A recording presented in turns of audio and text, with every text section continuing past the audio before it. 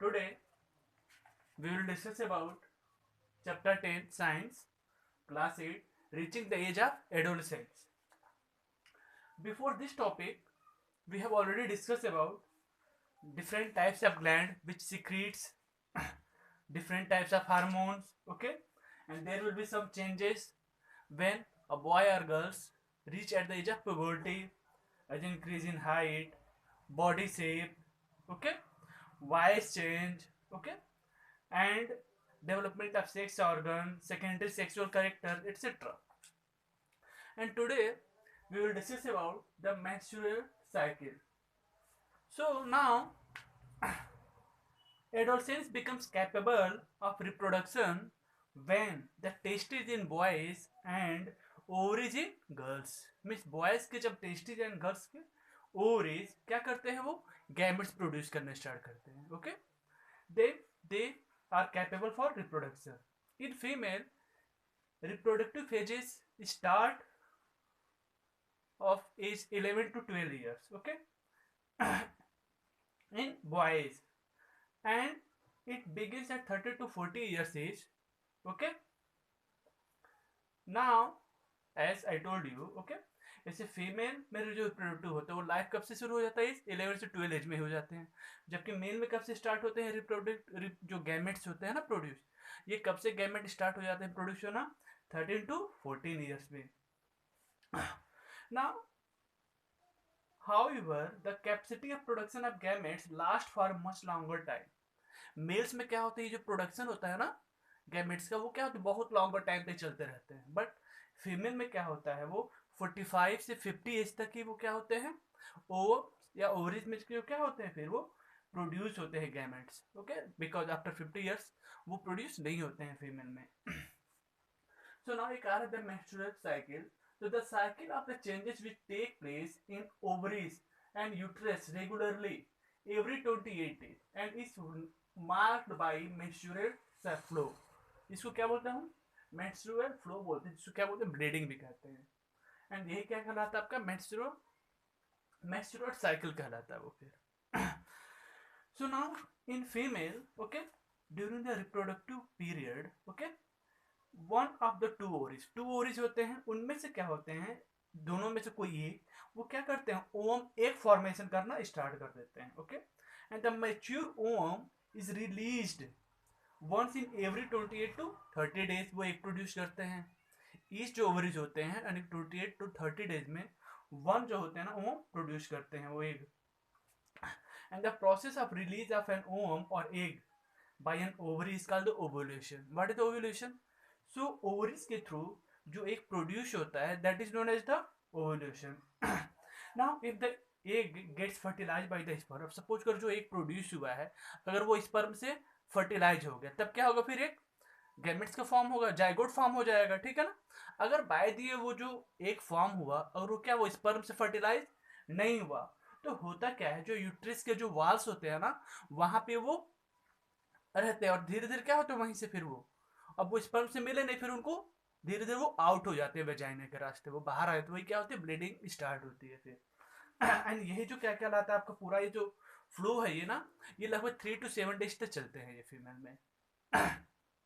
सो ये जो पूरा फ्लो है यानी अगेन नेक्स्ट मंथ में भी यही होता है 28 to 30 डेज में. ओके, तो ये साइकिल हमेशा चलती रहती है. That cycle is known as the menstrual cycle. Okay, now अब इसमें एक वर्ड आता है आपका मेंस्ट्रुएशन. ओके, इसमें क्या बोलोगे आप, तो लॉस ऑफ द ब्लड, जो ब्लड का जो लॉस होता है दैट वही क्या कहलाता है, मेंस्ट्रुएशन कहलाएगा फिर. एंड एक वर्ड आता है menarche. Okay, so first time, okay, beginning of the menstruation, when menstruation start that time is known as the menarche. Next हो जाए menopause. What is the menopause? Stoppage of menstruation. Okay, in female जब menstruation क्या होता है वो stop हो जाता है तो that is known as a menopause कहलाते हैं फिर. नेक्स्ट आपका आता है फिर roles of hormones in metamorphosis. जो हार्मोन हो गया जो मेटामॉर्फिस होता है ना, जैसे आपके फ्रॉग के हो गए, ठीक है ना. In case of insect Metamorphosis control by the insect hormone, जो इंसेक्ट होता है उसमें कैसे कंट्रोल होता है, एक इंसेक्ट हार्मोन्स होते हैं उनके थ्रू। अब जैसे फ्रॉग में होता है ना, it is controlled by the thyroxine. Frog में कैसे कंट्रोल होता है, with the help of thyroxine, and this hormone produce by the thyroid glands. ये हार्मोन कैसे प्रोड्यूस होते हैं फ्रॉग में, फ्रॉग में जो थायराइड ग्लैंड्स होते हैं ना, वही क्या करते हैं, प्रोड्यूस करते हैं थायरोक्सिन।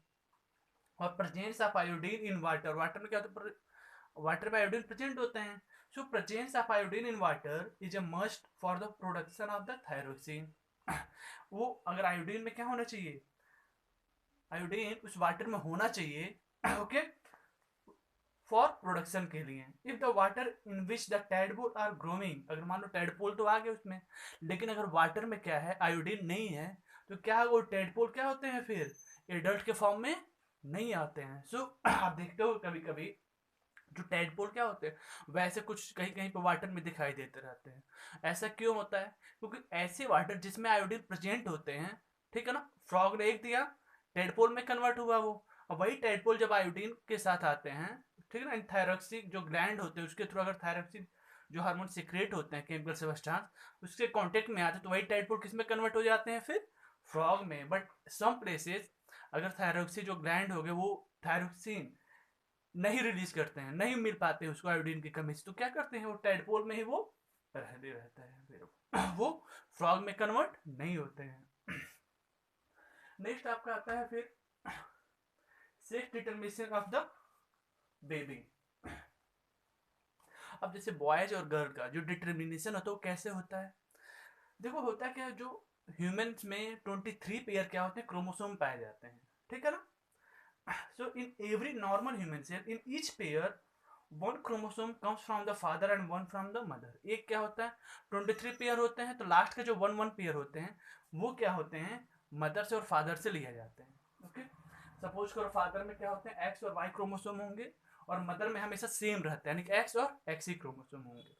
सो इफ सपोज करो फादर के जो स्पर्म हो गए अगर वो एक्स क्रोमोसोम है, और मदर के जो ओवरी से क्या आ रहा है, एक्स क्रोमोसोम आ रहा है, तो दोनों अगर एक्स एक्स मिल गए तो क्या फॉर्म होगा, फिर वो बेबी गर्ल्स होगी। बट अगर मान लो स्पर्म जो है क्रोमोसोम में वाई आ गया, आपका वाई क्रोमोसोम, एंड मदर से एक्स आ गया, तो एक्स और Y, then it should be a boy.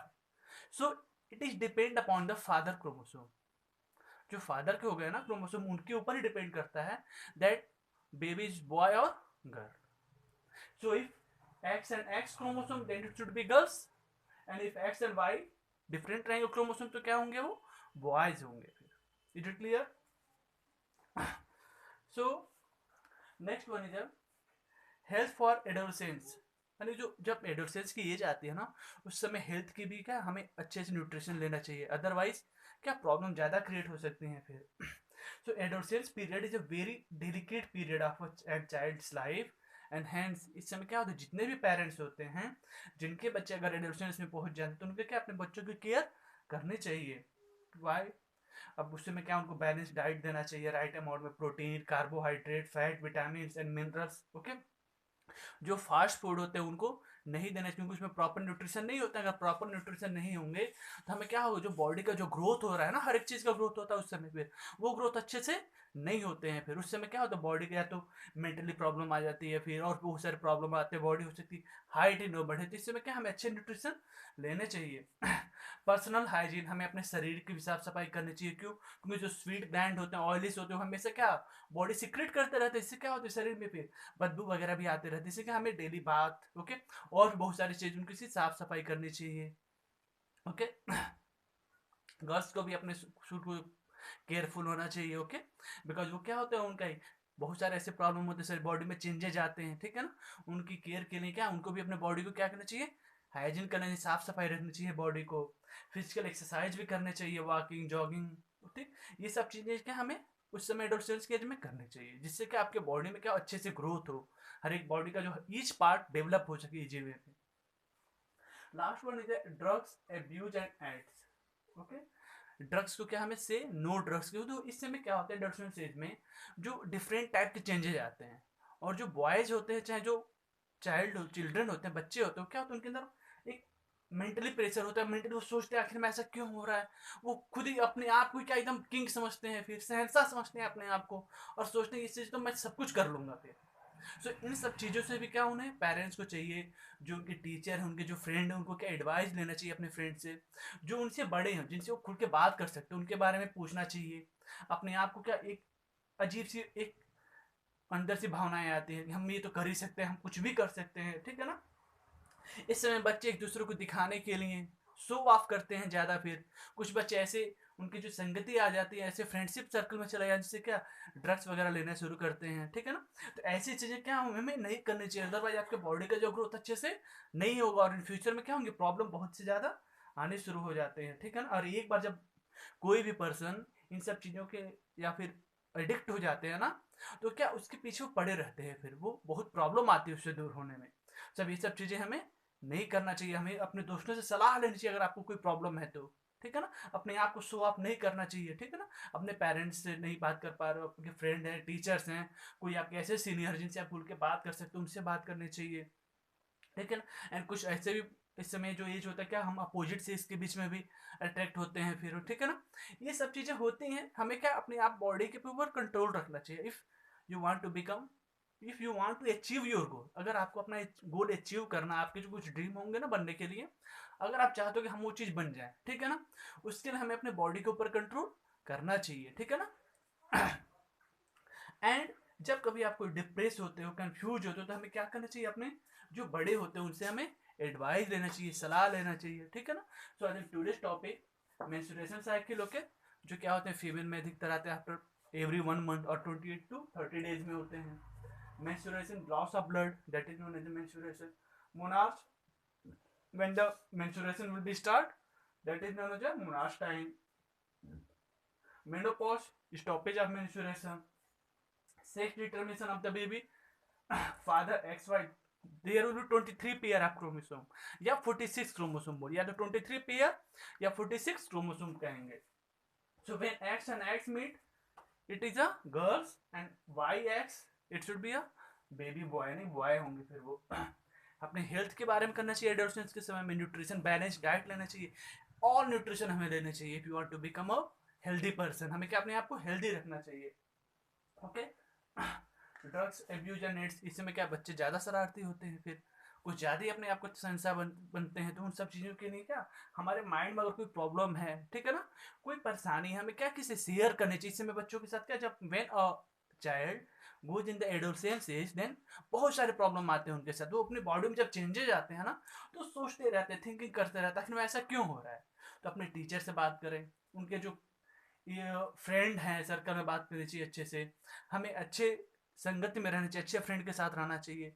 ये सब जो एडिक्ट होते हैं ड्रग्स वगैरह और भी बहुत सारे ऐसी चीज़ें हैं, उनके बीच में नहीं रहना चाहिए, ठीक है ना। So I think today's topic reaching the age of adolescence is complete, okay, thank you.